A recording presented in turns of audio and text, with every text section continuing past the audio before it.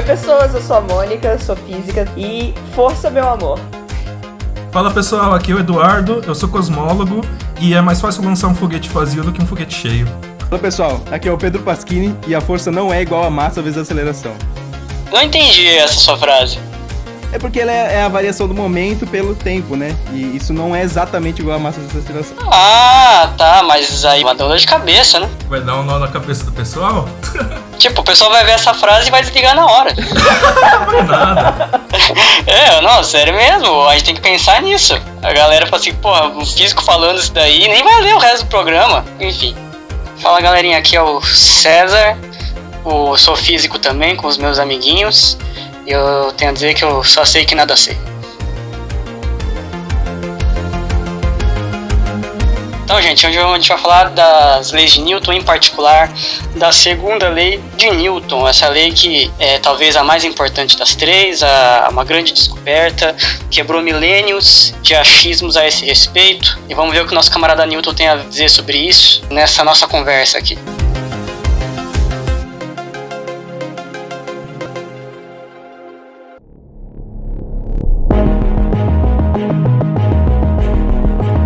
Então, em algum programa passado a gente falou sobre a primeira lei de Newton, que é a lei da inércia, e discutimos um pouco dela no contexto do dia a dia e falamos um pouco sobre esse assunto. Então, hoje a gente vai tentar falar um pouco sobre a segunda lei de Newton, que é a lei que define, né, o conceito de força. Na verdade, acho que a primeira lei define o conceito de força, não sei qual a opinião de vocês. Qual lei que define o conceito de força mesmo? Isso é polêmico, hein? Tá, então antes da gente passar para essa discussão, vamos dar um contexto histórico de como que foi formada essa segunda lei, né? A gente estava falando no programa passado sobre o Galileu, que ele já tinha começado a ter vislumbres de como que era a lei da inércia. Acho que ele não escreveu exatamente da mesma forma que o Newton escreveu, mas ele tinha uma noção boa do que significava, né? E aí vem o Newton. Né? Ao longo de toda a história, as pessoas achavam que para ter movimento tinha que haver uma força empurrando o objeto. Quanto mais você empurrava esse objeto, mais rápido ele ia. As pessoas já achavam que a força se aplicava, um empurrão mesmo, era proporcional à velocidade do objeto. É, que sempre, se ele tá se movendo, tem uma força. Exato, se tá movendo tem uma força. Galileu, ele chega na lei da inércia e afirma que não é necessário haver uma força para haver movimento. Você pode ter movimento e continuar com a mesma velocidade que você estava antes. Se você estiver parado, você continua parado. Então você persiste nesse estado de movimento. Mas se você assume a primeira lei de inércia, que o Newton escreveu essa primeira lei, mas a primeira ideia não foi dele, né? Foi do Galileu. Como é possível que a força seja proporcional à velocidade agora? Porque eu posso não ter força num corpo e ele está andando com a mesma velocidade. Então isso parece quebrar a lógica que todo mundo tinha até então de que a força está associada à velocidade do corpo. E aí que o Newton entra com a sua segunda lei.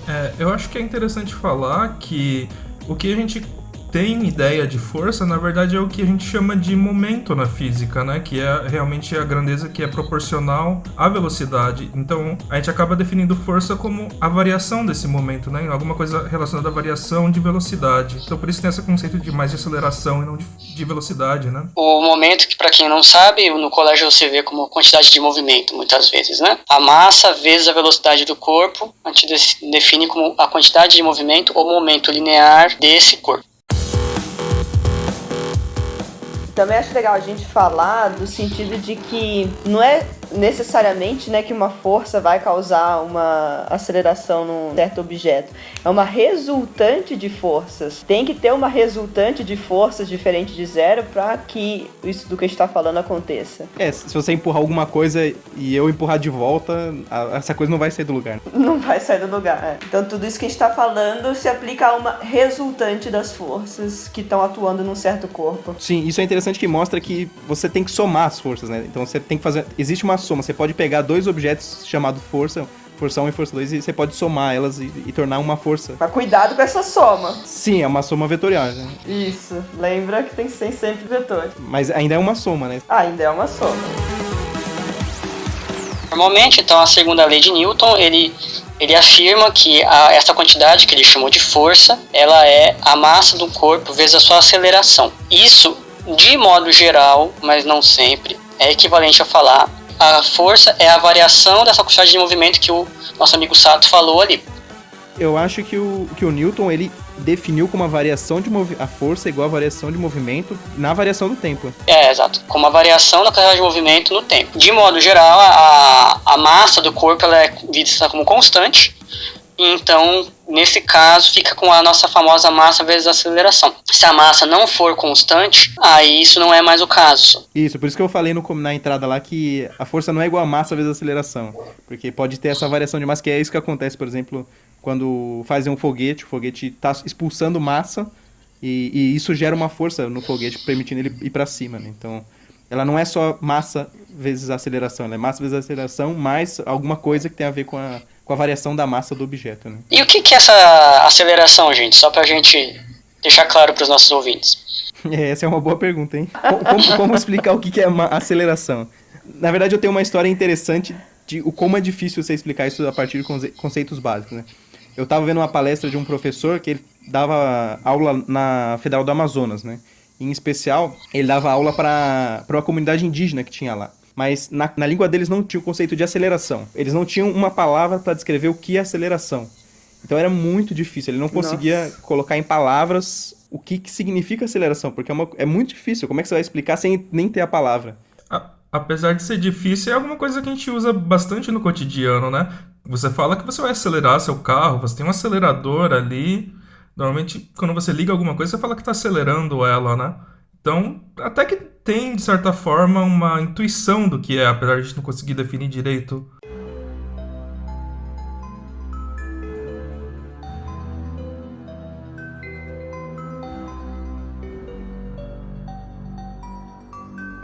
Então, se a gente tem a ideia de velocidade, qual a ideia intuitiva que a gente tem, né? Que é o quão rápido a gente tá se movendo, né? Se a gente olhar com calma, a gente vai ver que isso significa que é como que eu tô variando a minha posição ao longo do tempo. Quando eu vario a minha posição, isso é a velocidade, certo? Estou indo mais rápido, se eu tenho uma velocidade maior, eu chego mais rápido no meu destino. Se eu tenho uma velocidade menor, eu chego mais devagar no meu destino.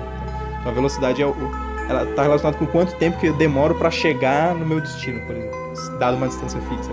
Uma distância fixa. Essa é a velocidade. Agora eu posso pensar, eu variar a minha velocidade, que eu não preciso ficar sempre com a mesma velocidade. Eu posso ir mais rápido ou mais devagar. Então vamos supor uma situação em que eu comece parado e eu mudo a minha velocidade até 50 km por hora, por exemplo, no meu carro. Então eu estava com uma velocidade inicial 0 e depois eu estava com velocidade final de 50 km por hora. Digamos que eu fiz isso em 10 segundos. Então eu vou poder calcular uma aceleração associada a isso, que é como a minha velocidade variou. O mesmo acontece se eu estou freando. Então, se eu estou com uma velocidade maior inicial do que a final, diminuiu, eu tenho uma desaceleração, uma aceleração negativa nesse caso. O Newton pega esse conceito de aceleração, que é a variação de velocidade, e percebe que existe força quando o objeto está mudando a sua velocidade. Se o objeto não está mudando a sua velocidade, não existe força.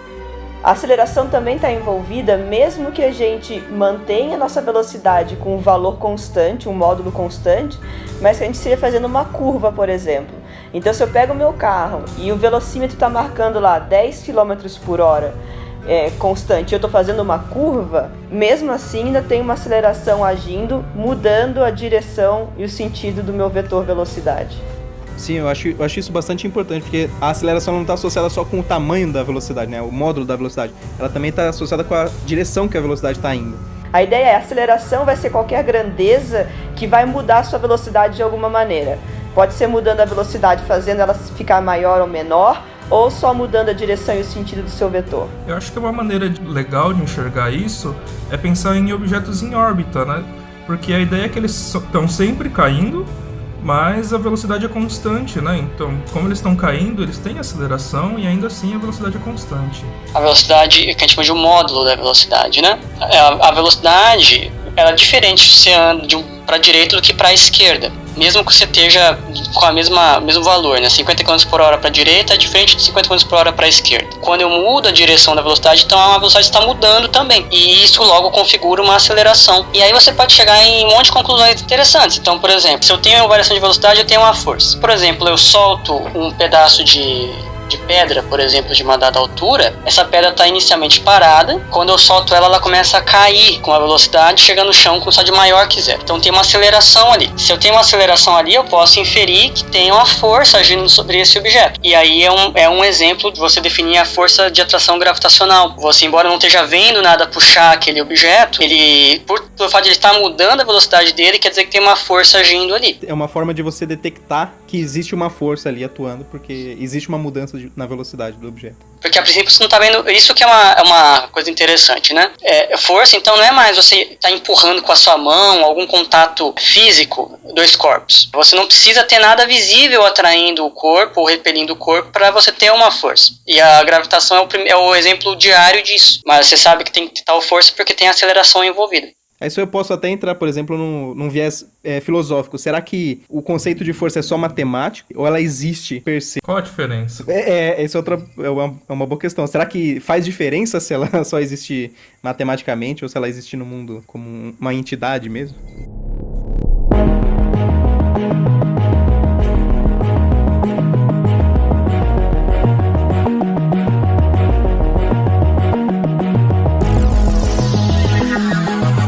A lei de Newton diz isso, né? Que a força é massa vezes a aceleração se a massa não estiver variando. Então pega um caso que você está no seu carro e você acelera o carro. Você é jogado para trás. Do seu ponto de vista, você está sendo jogado para trás. Mas não tem nada te empurrando ali. Você não está sentindo a origem daquilo. Para você explicar do seu ponto de vista esse comportamento, você precisa invocar uma força. Só que nesse caso você está falando de uma força fictícia. Ela surge só porque o seu carro está acelerando. Então a lei de Newton, ela, do jeito que é colocada, ela só vale no que a gente chama de referenciais inerciais, em que você esteja parado ou com velocidade constante. Que é justamente um referencial que não tem uma força atuando, né? Se você está num referencial que está parado ou constante, tudo bem. Se não, você tem que fazer correções da segunda lei e botar esses termos a mais que a gente chama de forças fictícias. Mas aí então eu vou fazer a seguinte pergunta. Essas forças fictícias, embora tenham um nome fictícios, elas existem? Essa é uma pergunta cabeluda, né? Mas ela existe para quem está sentindo ela, com certeza, mas você percebe que ela só existe por causa do estado de movimento que você está. O fato de você estar acelerando ou freando, do seu ponto de vista. Mas ela desaparece quando você vai para um outro referencial. Então, nesse sentido, ela não é uma força real, que nem a gravitação, né? Que não importa onde você esteja e com que velocidade ou aceleração você esteja, bem, falei uma grande bosta, né? Porque o princípio de equivalência fala justamente isso, né? Mas justamente foi isso que o Einstein percebeu. Ele percebeu que você não pode mudar uma lei física se você passa de um referencial para o outro. Esse foi um dos indícios, assim, que bateu na cabeça dele, que ele percebeu que talvez tivesse errado alguma coisa com as leis de Newton, né? Porque para ele não deveria mudar se você mudar de referencial. Então talvez essa lei tivesse incompleta de alguma maneira, né? Então, no fundo, essas forças são tão reais quanto a gravidade. Pensando por esse lado, eu acho que sim, eu diria que sim. E um outro problema também é pensar quando a gente está num referencial inercial. Porque, por exemplo, a Terra não é um referencial inercial, né? Teve até um grande problema quando a gente pensava que a Terra era o grande centro do universo. Explicar o movimento dos planetas era muito complicado. Até a gente pensar em colocar o Sol, por exemplo, no centro. Tudo bem, é possível descrever as forças nesses referenciais não inerciais, mas fica extremamente mais complicado, né? O que a gente percebe no dia a dia, em essência, é que esses efeitos não inerciais, eles são pequenos, né? Então a gente sabe que a gente não está num referencial inercial exatamente, mas o quanto ele foge disso, para a maior parte das aplicações, não é tão central. Mas às vezes você precisa levar em conta. Então um exemplo também disso a Terra está em rotação, né? Então ela com certeza não é um referencial inercial, porque tem rotação, tem variação de posição, de direção, né? Então você está tendo aceleração ali. Por causa disso, surge uma força inercial, uma força não inercial chamada força de Coriolis, quando você lança um objeto. Para distâncias pequenas, isso não tem importância nenhuma, mas quando você vai tentar lançar, por exemplo, um canhão ou um foguete, uma distância muito grande, você tem que levar em conta esse efeito da força de Coriolis. Então, na Segunda Guerra Mundial acontecia, quando a artilharia ia tirar muito distante do alvo, da posição que você estava, você tem que levar em conta os efeitos da força de Coriolis, porque a sua bala ia desviar um pouco por causa da rotação da Terra, do alvo que você pretende. Então, mas essa correção aparece mesmo para distâncias não tão grandes, né? Eu imagino, sei lá, 1 quilômetro já é o suficiente. Sim. Só que como a faixa da bala é muito alta, eu acho que nesse caso ela não se tornava tão central. Não dava tempo de fazer um desvio muito grande quando a distância era pequena, porque a velocidade é muito alta. Mas quando você vai para umas distâncias de dezenas de quilômetros, alguma coisa assim, aí você começa a ter efeitos mensuráveis. Porque a Terra não está girando devagar, né? Sim, não, mas é que eu imagino que um míssil, se você começar a jogar um míssil muito longe, ele vai ter mecanismos que arrumam automaticamente a direção dele. Então você não precisa se preocupar exatamente com ele. Depende do míssil, porque tem míssil que é balístico, né? Ele só segue uma trajetória reta. Mas você pode pensar em projéteis, como canhões, né? E aí eles estão voando sem nenhum tipo de controle, né? Um outro lugar que aparece esse efeito é o pêndulo de Foucault. De Foucault. Basicamente, que foi feito pelo... É de Foucault, né? É Foucault? Ah, bom. Obrigado. Não tem essa bela pronúncia que você tem aí. Então, o pêndulo de Foucault é um pêndulo gigantesco, né? Tem que ser grande, porque esse efeito da aceleração por causa da Terra estar girando, ele é bem pequeno, mas ele é mais visível se o pêndulo for maior. E aí você vê que, se você soltar o pêndulo, ele não fica pendulando na mesma linha, né? Ele vai oscilando na linha que ele tá fazendo também, porque tem uma aceleração que faz ele faz essa curva. Aí forma uns desenhos tão bonitos. Sim, sim. E tem vários experimentos em museus, por exemplo, na Espanha tem um museu que tem um pêndulo de Foucault, e eu acho que na França tem, acho que uma réplica do original também,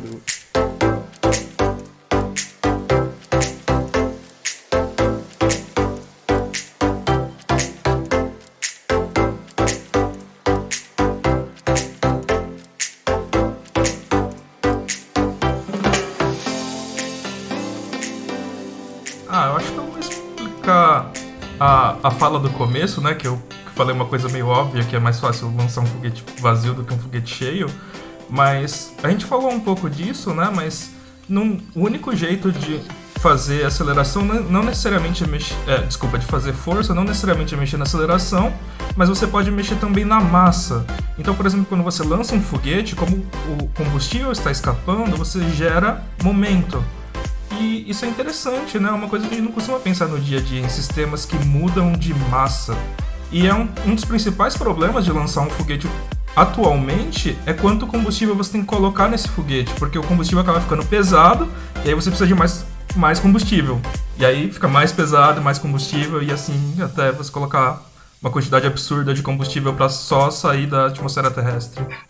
Durante um tempo, as pessoas pensavam que fosse impossível enviar um foguete para fora da atmosfera terrestre por causa desse problema, porque você chegava num ponto que você não conseguia mandar para fora, né, o foguete, porque você tinha que adicionar mais massa, mas tinha essa retroatividade aí na força.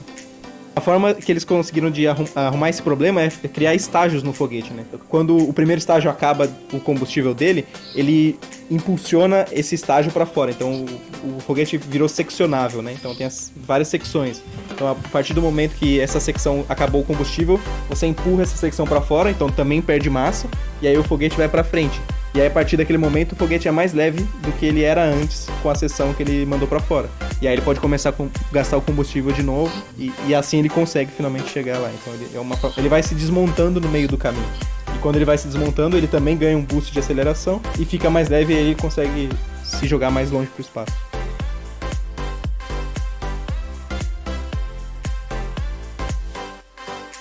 Uma coisa que a gente pode ver no dia a dia é aqueles foguetes que a gente faz com Mentos e Coca-Cola, né? Que é o mesmo princípio, né? Você tá perdendo massa e impulsionando, nesse caso, a garrafa, né? Não sei se o pessoal que tá ouvindo já viu um foguete, mas... Bom, não façam isso em casa, não fui eu que falei, mas se você jogar um pacote de Mentos numa garrafa de Coca-Cola Diet, de preferência, e fechar ela, ela vai estourar e vai muito alto. Não, o segredo é assim, você prende o Mentos com papel de um jeito que a pessoa não consegue ver que tem um Mentos lá dentro, e quando ela abrir a tampa da garrafa, o Mentos vai cair. E aí a pessoa Nossa, gente, que judiação.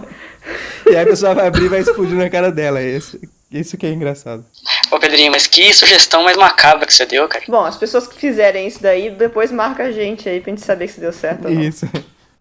O Pedrinho é o próprio Heisenberg, né? Agora é a física do mal, ao invés da química do mal. Pois é, cara, você pior ainda, você propaga suas ideias, né? Você fala que não foi sua, mas você ajuda a propagar, né? Ensinar como? Nossa, cara, olha, que chato, hein, cara. Eu que não pego mais um refrigerante seu. Eu quero ver o mundo pegar fogo mesmo.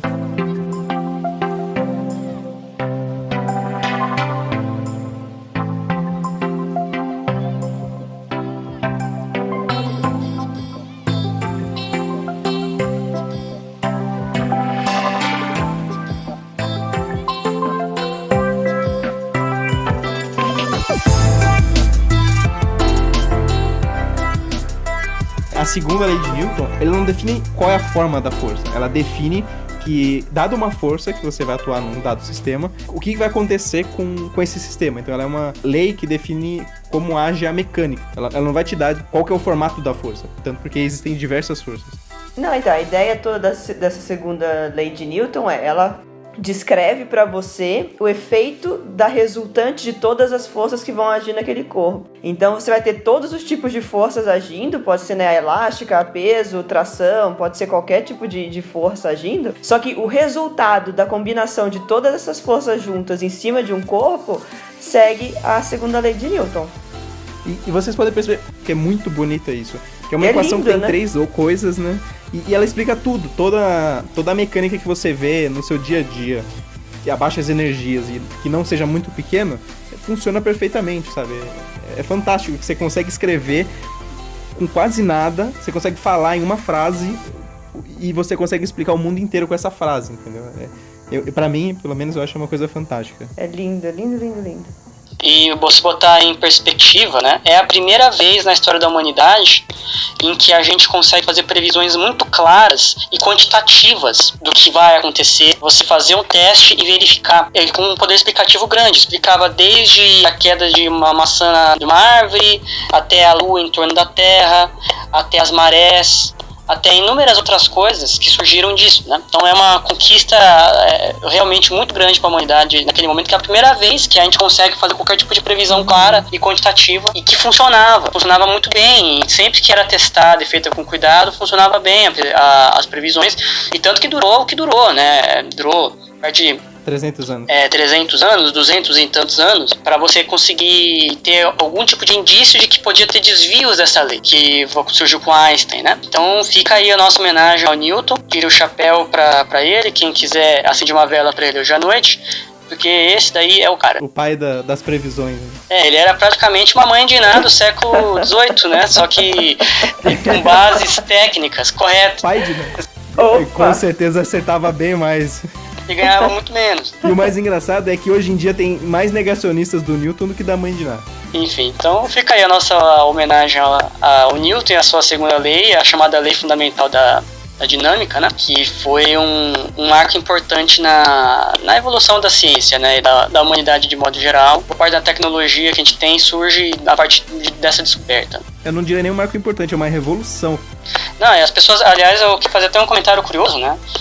As pessoas não têm noção do quão impactante foi isso, né? Então, as leis de Newton se tornaram tão centrais que ela teve impacto em outras áreas, né? Então, para quem gosta de economia, né, o Adam Smith, que é considerado aí o pai do capitalismo moderno, né, ele achava que deviam existir leis análogas no mercado às leis que existiam para a natureza nas leis de Newton, né? Então ele via que as leis de Newton explicavam bem a natureza, era um conjunto de leis, funcionavam sempre. Ele pensou, será que existe uma lei análoga para a economia? Que ele chegou na conclusão dele lá da mão invisível do mercado, etc. O Kant, que é um filósofo também, ele ficou tão impressionado com as leis de Newton que todo o sistema filosófico de Kant se baseava na ideia, não só isso, né, mas se baseava na ideia de que as leis de Newton descreviam bem, corretamente o mundo, tal como ele é. É muito importante ver que, e daí afetou inclusive outras áreas de tão chocante que foi essa conquista, né? Ninguém esperava, essa é uma daquelas coisas que ninguém esperava, né? Que a gente estava caminhando para isso, né? Talvez a inércia não necessariamente implicaria que a gente chegaria nessas outras conclusões, né? O Newton ele chegou e foi muito além da massa aceleração, ele fez uma aplicação ampla. E isso só prova uma coisa, né? Que a física é muito mais fácil do que economia e filosofia, né? Porque você consegue explicar tudo com uma equação e nessas outras aí o pessoal tentou e até agora não conseguiu, né?